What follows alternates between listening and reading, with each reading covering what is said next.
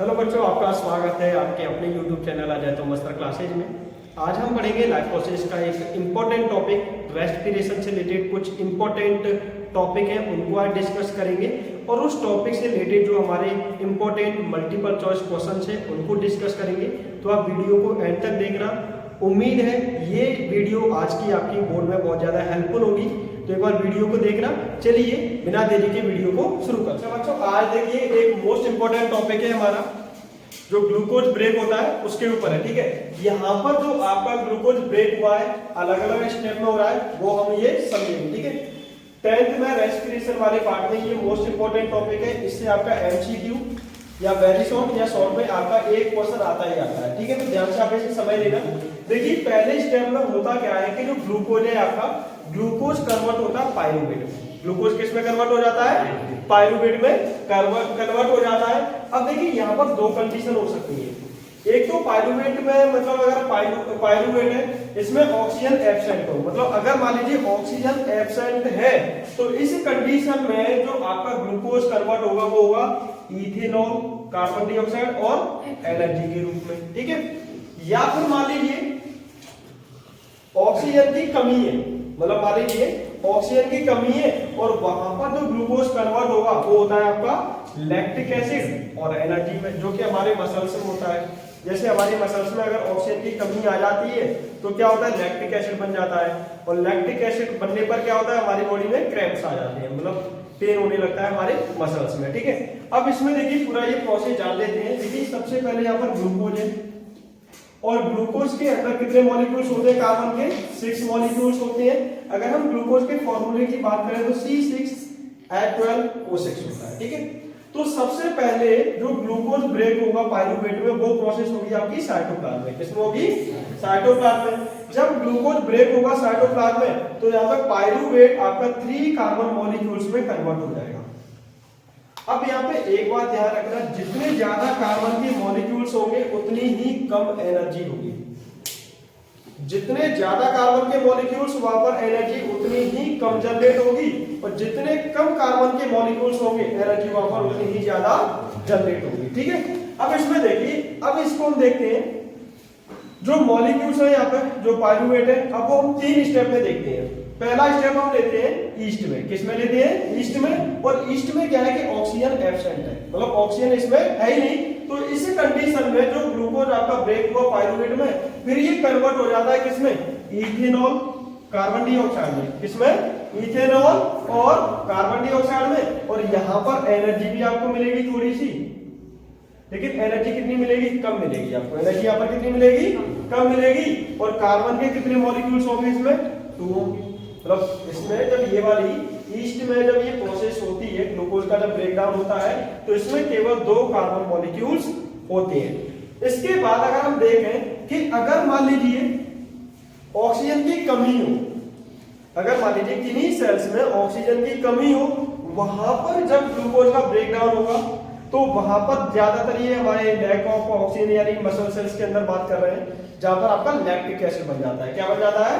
Lactic acid बन जाएगा और थोड़ी सी एनर्जी भी आपको मिल जाएगी। ठीक है, लेकिन जो एनर्जी मिलेगी कम मिलेगी। उसका रीजन क्या था? लैक्टिक एसिड में आपके 3 कार्बन मॉलिक्यूल्स होते हैं। लैक्टिक एसिड में कितने कार्बन मॉलिक्यूल्स होते हैं? 3 कार्बन मॉलिक्यूल्स होते हैं। तो यहाँ पर हमें एनर्जी थोड़ी सी कमी मिल पाएगी। अगर तीसरे स्टेप में देखें, एक ऐसी जगह जहां पर ऑक्सीजन प्रेजेंट हो, जहां पर ऑक्सीजन प्रेजेंट होगी ना, तो वहां पर जब ग्लूकोज ब्रेक होता है, जब ग्लूकोज ब्रेक होगा ना तो वहां पर हमें मिलेगा कार्बन डाइऑक्साइड, वाटर और एनर्जी। लेकिन इससे वाली जगह पे देखें, ये वाली जो प्रोसेस होगी माइटोकॉन्ड्रिया में। किसमें होगी?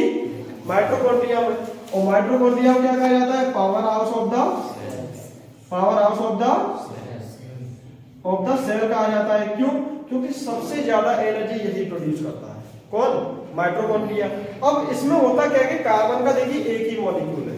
CO2 में कार्बन का एक ही मॉलिक्यूल होता है और जब कार्बन का एक ही मॉलिक्यूल है मतलब इसका ये हो गया कि यहाँ पर एनर्जी बहुत ज्यादा प्रोड्यूस होगी। ठीक है, तो जब देखिए ग्लूकोज आपका माइटोकॉन्ड्रिया में यानी ऑक्सीजन की प्रेजेंट में ब्रेक होता है तो हमें मिलता है कार्बन डाइऑक्साइड, वाटर और एनर्जी मिलता है। ठीक है, इसके बाद हम जान लेते हैं कुछ रिएक्शंस के थ्रू इस प्रोसेस को। अगर मान लीजिए एरोबिक रेस्पिरेशन है, एक आपका एनारोबिक रेस्पिरेशन है। एरोबिक रेस्पिरेशन क्या होता है? जो ऑक्सीजन की प्रेजेंट में हो। ठीक है। और एनारोबिक क्या हो जाएगा, जो ऑक्सीजन की जहां पर ऑक्सीजन प्रेजेंट होगा वहां पर एरोबिक रेस्पिरेशन, और जहां पर ऑक्सीजन प्रेजेंट नहीं होगा वहां पर एनारोबिक रेस्पिरेशन होगा। तो इसमें देखिए इसे पूरी प्रोसेस को हम यहाँ पे केमिकल रिएक्शन से देखते हैं। तो एरोबिक रेस्पिरेशन में सिंपल सी बात है, ये ग्लूकोज है आपका क्या है, यानी कि C6H12O6 जो कि ऑक्सीजन की प्रेजेंट में होगा। एरोबिक रेस्पिरेशन जो होता है वो ऑक्सीजन की प्रेजेंट में होता है, तो C6H12O6 ये ग्लूकोज हो गया। जब ऑक्सीजन की प्रेजेंट में इसकी रिएक्शन कराएंगे तो हमें मिल जाएगा कार्बन डाइऑक्साइड, वाटर और एनर्जी मिल जाएगा, ठीक है।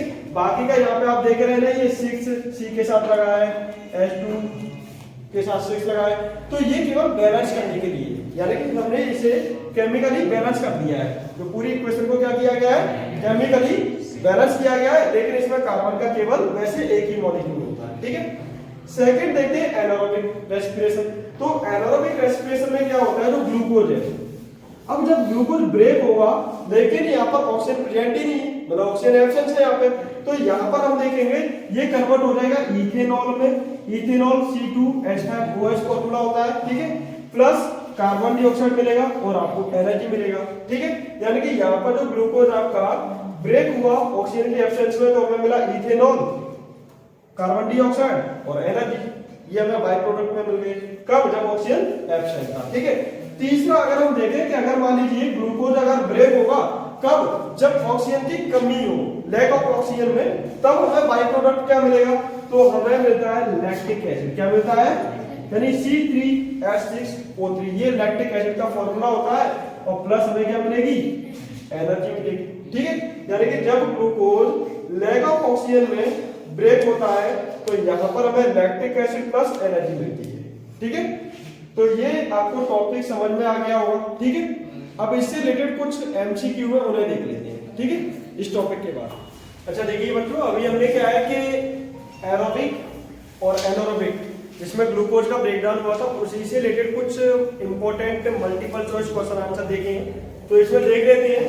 देखिए what are the products obtained by anaerobic respiration. तो देखिए अभी हमने थोड़ी देर पहले ही पढ़ा था कि जो एनारोबिक रेस्पिरेशन होता है, इसमें जो हमें प्रोडक्ट मिलेगा तो वो मिलता है, देखिए ethanol plus carbon dioxide plus energy. तो इसका सही आंसर क्या हो जाएगा, सी वाला सही आंसर हो जाएगा। देखिए लैक्टिक एसिड की बात करें तो ये ह्यूमंस में होता है, जहां पर क्या होता है, ऑक्सीजन की कमी हो तब। इसमें कार्बन डाइऑक्साइड, वाटर, एनर्जी, ये हमें कब मिलेगा, जब यहाँ पर क्या होता, एरोबिक रेस्पिरेशन, ठीक है।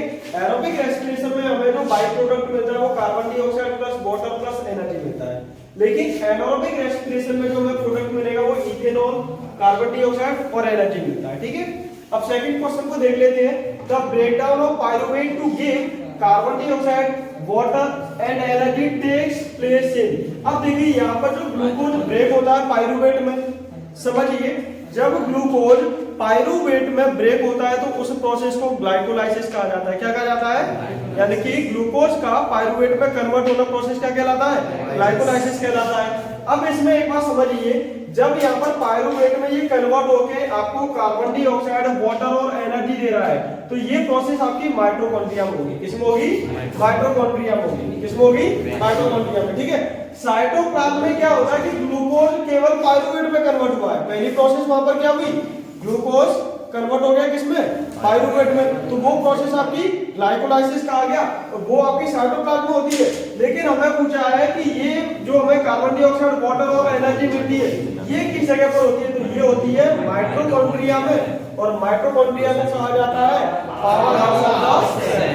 अब देखिए अगला, glycolysis process occurs in which part of the cell. देखिए ग्लाइकोलाइसिस की अगर हम बात करें तो ग्लाइकोलाइसिस जो प्रोसेस है वो हमारी किसमें हो रही थी, साइटोप्लाज्म में। किसमें होती है, तो ग्लाइकोलाइसिस क्या होता है, एक तरीके से ग्लूकोज का ब्रेक होता है किसमें, पायरुवेट में। तो जो आपकी ग्लाइकोलाइसिस प्रोसेस है वो किसमें होगी, साइटोप्लाज्म में होगी, ठीक है।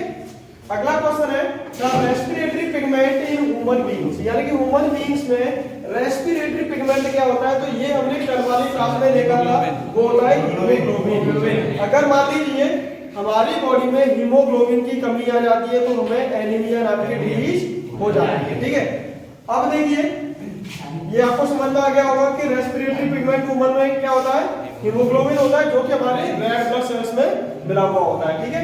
अगला है energy gained during aerobic respiration is times higher than anaerobic. तो इसमें एक बात समझ लीजिए कि जो हमारा एरोबिक रेस्पिरेशन होता है, एरोबिक में हमें 38 मॉलिक्यूल्स होते हैं।